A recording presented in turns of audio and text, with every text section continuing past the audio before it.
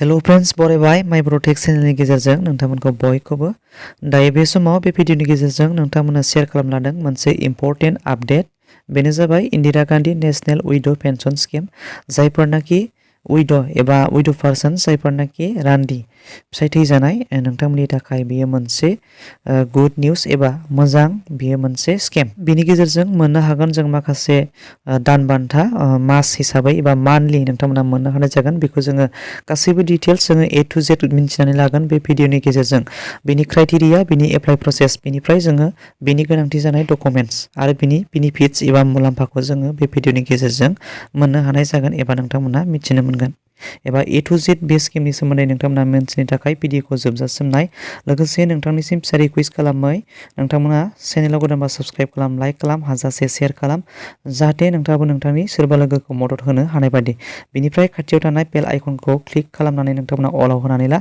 जाहाथे बेफोरबायदि माखासे इनफरमेशन भिडिअफोरखौ नोंथांमोना गोख्रैनो मोननो हानाय जायो दानिया जोङो बेखौ डिटेल्स हिसाबै बेवहाय जोङो नायनो हायो बेवहाय Indira Gandhi National Widow Pension scheme जायनाखि रान्दि फिसाय थैजानाय बिथांमोननि थाखाय बेयो मोनसे गोनां मोनसे स्कीम एबा मुलाम्फा गोनां मोनसे स्कीम मान्थलि बिथांमोना मोननो हानाय जायो बेनि डिटेल्सखौ जों दायो नायगोन दायो बेवहाय नोंथांमोना नुनो मोनदों मिनिस्ट्रि अफ रुरेल डेभेलपमेन्ट जायनाखि गभर्नमेन्ट अफ इन्डियानि आन्डाराव नोंथांमोना मिनिस्ट्रि अफ रुरेल डेभेलपमेन्टनि जानाय बेनिफ्राय बियो मोनसे नन कन्ट्रिबिउटरि मोनसे पेन्सन बियो नोंथांमोना बेवहाय जेबो माखासे रांफोर होनांगौ गैया बेवहाय नोंथांमोना बेनि प्रसेसखौ अफलाइन एबा अनलाइननि गेजेरजों हायो एबा नोंथांमोना जोङो अनलाइननि गेजेरजों जों माबोरै खालामो बिनि डिटेल्सखौबो नोंथांमोना मोनजोबगोन बेवहाय नोंथांमोना बेखौ मोननो थाखाय BPL केटेगरिनि नोंथांमोना जानो नांगोन जाय केन्डिडेट नोंथांमोना अब्लानो नोंथांमोना BPL केटेगरिनिब्ला बेखौ एप्लाइ खालामनानै लानो हानाय जागोन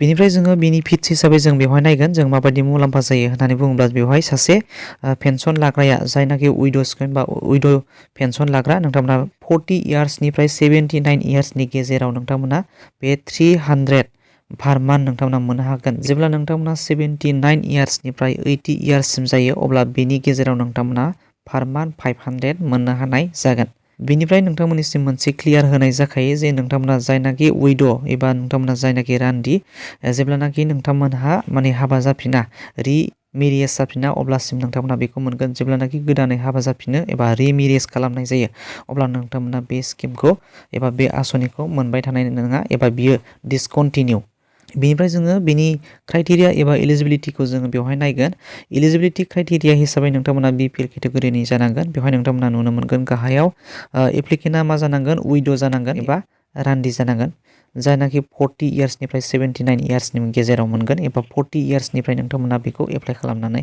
लानो हानाय जागोन एबा मोनगोन बेनिफ्राय एप्लिकेन्टआ मा जानांगोन बिल' प्रपार्टि लाइननि एबा BPL केटेगरिनि जानो नांगोन जायनाखि गभर्नमेन्ट अफ इन्डियाजों जा मेनसन खालामजानाय बेनिफ्राय बेवहाय एक्सक्लुसन हिसाबै नोंथांमोना नुनो मोनदों पेन्सन विल बी डिसकन्टिनिउ माने जायनाखि रान्दिया बेहाय रिमेरियेज जाफिनगोन अब्ला बेखौ माने डिसकन्टिनिउ जागोन एबा नोंथाङा बेखौ मोनबाय थानाय जानाय नङा बेवहाय गोनांथि जानाय डकुमेन्ट्सआ जाहैबाय डेथ सार्टिफिकेट अफ हासबेन्ड नोंथाङा जायनाखि विडो पार्सन्स नोंथाङा नोंथांनि हासबेन्डनि डेथ सार्टिफिकेट नांगोन बेनिफ्राय नोंथाङा बेवहाय रिलेसन हिसाबै माने सोलिनाय जानांगोन बेहाय बेनिफ्राय नैथियाव BPL कार्ड थानो नांगोन बेनिफ्राय एजनि थाखाय एज प्रुफ जायखिजाया मोनसे सार्टिफिकेट थानो नांगोन बेवहाय नङाब्ला बार्थ सार्टिफिकेट नङाबा स्कुलनि सार्टिफिकेट जिखुनु जा बार्थ मेनसन खालामनो हानाय मोनसे सार्टिफिकेट थानो नांगोन नङाब्ला बेवहाय मोनसे इपिक कार्ड एबा आइ कार्ड जायनाखि भटार कार्ड बेखौबो नोंथांमोना होनो हागोन बेवहाय कनसिडार होदों जुदि बेफोर मोनफ्रोमबो गैयाब्लाबो नोंथांमोना मोनसे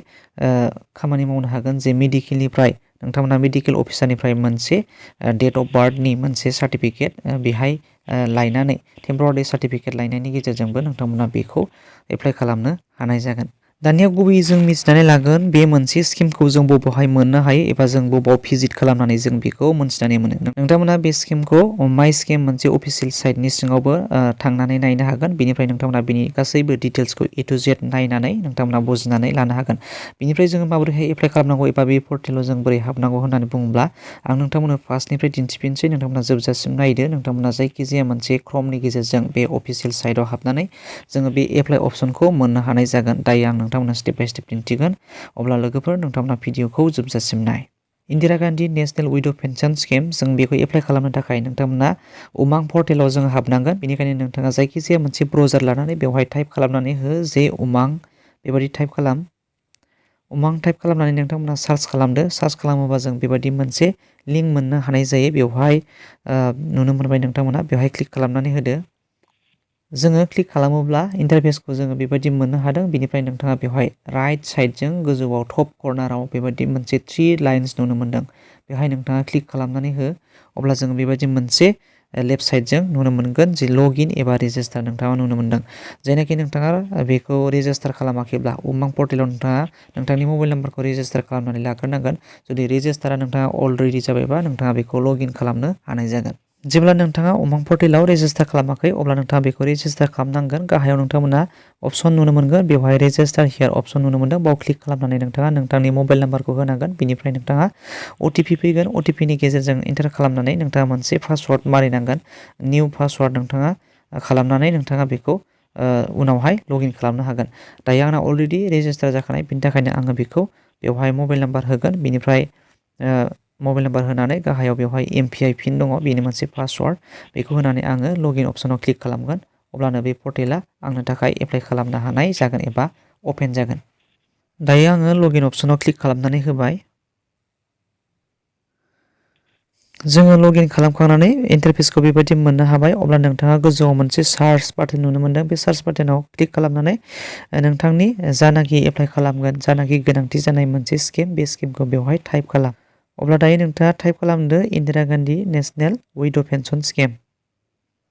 दायो नोंथाङा बेखौ सार्च खालामखांनायनि उनाव गाहायाव नोंथाङा नायदो, बेखौ नोंथाङा नुनो मोनगोन मिनिस्ट्रि अफ रुरेल, नोंथाङा बेहाय नुनो मोनदों मिनिस्ट्रि अफ रुरेल डेभेलपमेन्ट, बेवहाय Indira Gandhi National Widow' Pension Scheme नोंथाङा बेबायदि नुनो मोनदों। अब्ला नोंथाङा बेखौ खनसे क्लिक खालामनानै होदो। क्लिक खालामोबा जोङो सिगाङाव जानाखि बिनि गासैबो डिटेल्स A to Z नोंथाङा नुनो मोनदोंमोन, थिग बेखौ नोंथाङा गोदानै बेबायदि नुनो मोनफिनबावबाय। बेनिफ्राय नोंथाङा गासैबो बेनि डिटेल्सखौ A to Z बुजिनानै लानो हागोन एबा नायनानै नोंथाङा बुजिनो मोनगोन। अब्ला नोंथाङा बेवहाय मोनसे अपसन नुनो मोनबावदों जे गोथां गाबनि एप्लाइ। बे एप्लाइआव क्लिक खालामनानै नोंथाङा अनलाइन खालामनो हागोन। दायो नोंथांमोना बेबायदि मोनसे गोदान इन्टारफेस मोननो हाबाय जे नोंथाङा एप्लाइ खालामनो थाखाय एप्लाइ अपसनाव क्लिक खालामदोंमोन। बेखौ क्लिक खालामोबा जों बेबायदि मोनसे गोदान इन्टारफेस नुनो मोनबावबाय। जोङो बेवहाय बुजिनानै लानो हायो जे बिनि इन्टारफेस एबा बिनि फेसआ मा एबा जों माबायदि जों फिलआप खालामनांगौ एबा बिनि स्टेपआ माबायदि जागोन। बेवहाय नोंथाङा एप्लिकेन्ट डिटेल्स, बेनिफ्राय नोंथाङा एकाउन्ट डिटेल्स, बेनिफ्राय लास्टआव आधार भेरिफिकेसन नोंथाङा बेहाय फाइनेल साबमिट खालामनो नांगोन। अब्ला जोङो फार्स्टआव एप्लिकेन्ट डिटेल्सखौ जोङो नायग्रोनोसै। बेवहाय नोंथाङा मा स्किमनि थाखाय बेखौ एप्लाइ खालामनो सानदों, अब्ला नोंथाङा बेवहाय क्लिक खालामनानै नोंथाङा सेलेक्ट खालामनो नांगोन जे नोंथांनि एप्लाइ खालामनो गोनां स्किमा मा। बेवहाय जोङो नुनो मोनदों जे IGNWPS, बेनो जाहैबाय Indira Gandhi National Widow' Pension Scheme. जों बेवहाय क्लिक खालामगोन। बेनिफ्राय जोङो बेखौ क्लिक खालामनानै जोङो बेवहाय मा नुनो मोनदों, गोजौआव स्टेट नुनो मोनदों। जों स्टेटखौ सेलेक्ट खालामगोन। बेनिफ्रायसो एरियाया गासिबो नुगोन नालाय, बेनिफ्राय जोङो बेवहाय स्टेटखौ बेवहाय सेलेक्ट खालामगोन। बेवहाय आसाम नुनो मोनबाय, आसामखौ क्लिक खालामबाय। स्टेटखौ सेलेक्ट खालामखांनायनि उनावसो नोंथांनि डिस्ट्रिक्ट, बेनिफ्राय गासैबो नोंथाङा स्टेप बाय स्टेप गासैबो नोंथांनि एड्रेसा नुजागोन। बेवहाय जायनाखि अपसन अलरेडि थाखानाय बेफोरो। बेवहाय डिस्ट्रिक्टखौ जोङो सेलेक्ट खालामगोन। बेवहाय क्लिक खालामनानै नोंथाङा नोंथांनि मेन डिस्ट्रिक्टखौ सेलेक्ट खालामदो। डिस्ट्रिक्ट सेलेक्ट खालामखांनायनि उनाव जोङो बेवहाय एरिया, जों बे एरियाखौ सेलेक्ट खालामगोन। जों गोजौ फारसे नारखोनानै जों नायनोसै। एरियाखौ क्लिक खालामदो। बेनि उनाव नोंथाङा बेवहाय रुरेल एबा आरबान मोननै अपसन नुनो मोनगोन। जेनाखि नोंथाङा गामियारि ओनसोल बा रुरेल जागोन, बेनिफ्राय आरबान बा टाउन एरिया ओनसोल बा नोंथाङा आरबान जागोन। बेवहाय नोंथांनि गोनांथिखौ बेवहाय सेलेक्ट खालामदो। बेनिफ्राय जोङो गेजेराव नुनो मोनदों बेवहाय साब डिस्ट्रिक्ट एबा बियो मोनसे नोंथांनि ब्लक जागोन एबा मिउनिसिपेलिटि एरिया। बेवहाय नोंथाङा क्लिक खालामदो, नोंथांनि गोनांथिखौ सेलेक्ट खालामदो। बेनिफ्राय नोंथांनि ब्लकखौ नोंथाङा बेहाय सेलेक्ट खालामब्लानो जाबाय। बेनिफ्राय नोंथाङा ग्राम पन्सायत बेवहाय नुनो मोनदों, नोंथांनि ग्राम पन्सायत एबा नोंथांनि PGDC रेभिनिउ एरिया, बेखौ नोंथाङा बेवहाय सेलेक्ट खालामनानै लानांगोन। दानिया जोङो भिलेजखौ सेलेक्ट खालामबाय। बेनि उनाव दानिया हेबिटेसन जों बेखौ सेलेक्ट खालामगोन। नोंथाङा भिलेजखौ सेलेक्ट खालामाबा नैबे हेबिटेसनखौ सेलेक्ट खालामनो हानाय जानाय नङा एबा अपसना ओंखारनाय नङा। दायो भिलेजखौ अलरेडि सेलेक्ट खालामखांनायनि उनाव हेबिटेसनखौ जों नायसै। बे हेबिटेसना मा? हेबिटेसनाबो नोंथांनि बे भिलेज एरियायानो जायो। बेनिफ्राय नोंथाङा बेवहाय नाम, नोंथांनि जानाखि केन्डिडेटनि नामखौ बेवहाय लिरदो। नोंथाङा बेवहाय टाइप खालामनांगोन। बेनिफ्राय जानाखि स्टार मार्कनि गासैबो नुनो मोन्दों बेफोर गासैबो मेन्डेटरि एबा गोनांथिथार। नोंथाङा नोंथांनि फादार एबा हासबेन्डनि नामखौ लिरदो। जायनाखि नोंथाङा उइड' पार्सन्स नालाय नोंथाङा नोंथांनि हासबेन्डनि नामखौ बेवहाय लिरनो नांगोन। बेनिफ्राय नोंथांनि जेन्डारखौ बेवहाय सेलेक्ट खालामदो। बेनिफ्राय डेट अफ बार्थखौ बेवहाय मोनसे केलेन्डार नुनो मोन्दों बेयाव क्लिक खालामनानै बेखौ नोंथाङा सेलेक्ट खालामनानै नोंथांनि डेट अफ बार्थखौ होनो हागोन बेवहाय। एबा एजआ गावनो बेवहाय केलकुलेट जाफैगोन। बेनिफ्राय नोंथाङा बेवहाय कास्ट सार्टिफिकेट बेखौ नोंथाङा सेलेक्ट खालामनानै लानांगोन। बेनिफ्राय बेफोर गासैखौ नोंथाङा बेहाय क्लियारै नोंथाङा इन्टारफेसखौ फिलआप खालामबाय। बेनिफ्राय गासैबो बेवहाय गोनांथि जानाय डिटेल्सफोरखौ नोंथाङा होखांजोबनायनि उनाव नोंथाङा बेवहाय नुनो मोन्दों मोनसे नेक्स्ट अप्शन बेयो गोथां गाबनि जाबाय। अब्ला नोंथाङा बे नेक्स्ट अप्शनाव क्लिक खालामनानै होदो। बेनिफ्राय जोङो नेक्स्ट खालामनाय लोगो लोगो बेवहाय एकाउन्ट डिटेल्सआ जों बेबायदि नुनो मोनबाय इन्टारफेसखौ। अब्ला नोंथाङा बेवहाय नोंथांनि मबाइल नाम्बारखौ होदो। दायो नोंथाङा बेवहाय मबाइल नाम्बार होखांनायनि उनाव पेमेन्ट मेथडखौ जोङो होनोसै। बेवहाय क्लिक खालामनानै होदो। क्लिक खालामोबा जोङो बेहाय बेबायदि नुनो मोनो बेंक एकाउन्ट नुनो मोनगोन, केस नुगोन, बेनिफ्राय पस्ट अफिस एकाउन्ट नुनो मोनगोन, बेनिफ्राय पस्ट अफिस मानि अर्डार। नोंथाङा बेवहाय बेंक एकाउन्टआव क्लिक खालामनानै होदो। बेनिफ्राय बेवहाय नोंथांनि मबाइल नाम्बारखौ बेहाय होथारनांगोन। बियो स्टार मार्क दङ बेयो मेन्डेटरि एबा गोनांथिथार। अपसन दङ येस एबा न'। नोंथाङा जुदि बेनि IFSC क'डखौ जुदि मिथियाब्ला जों न'आवनो दोनथ'दो। बेनिफ्राय जों गासैबो बेखौ फिलआप खालामग्रोजोबनो हायो। जुदि येसआव होनाय लोगो लोगो बेवहाय नोंथाङा IFSC क'ड होनो गोनां जागोन। खेबसेनो नोंथाङा बेखौ होब्लानो जाबाय। बेनिफ्राय जोङो न'आवनो दोनथ'नानै जोङो फारि फारि बेखौ सेलेक्ट खालामनानै उनाव नायगोन। बेनिफ्राय स्टेटआ बेहाय अलरेडि सेलेक्ट जाखाबाय। बेनिफ्राय नोंथाङा बेवहाय डिस्ट्रिक्टखौ सेलेक्ट खालामदो। बेनिफ्राय नोंथाङा IFSC क'डखौ बेवहाय होनो नांगोन एबा नोंथाङा बेखौ सार्च खालामनानैबो होनो हानाय जागोन। नोंथाङा बेवहाय डिस्ट्रिक्टखौ सेलेक्ट खालामगोन। सेलेक्ट खालामखांनायनि उनाव नोंथाङा बेवहाय बेंकनि टाइप नुनो मोन्दों। बेवहाय बेंकनि टाइपआव क्लिक खालामोबा मोनसे जाहैबाय कपारेटिभ एबा मोनसे जाहैबाय कमार्शियेल नुनो मोन्दों। जोङो कमार्शियेलाव क्लिक खालामनानै होनांगोन। बेनिफ्राय बेहाय बेंक नुनो मोन्दों। बेवहाय मा बेंकआव नोंथाङा एकाउन्ट दङ बेखौ नोंथाङा सेलेक्ट खालामदो। दायो स्टेट बेंक दङ नालाय आंहा स्टेट बेंकखौ सेलेक्ट खालामबाय। नोंथाङाबो नोंथांनि गोनांथिखौ बेहाय सेलेक्ट खालामगोन।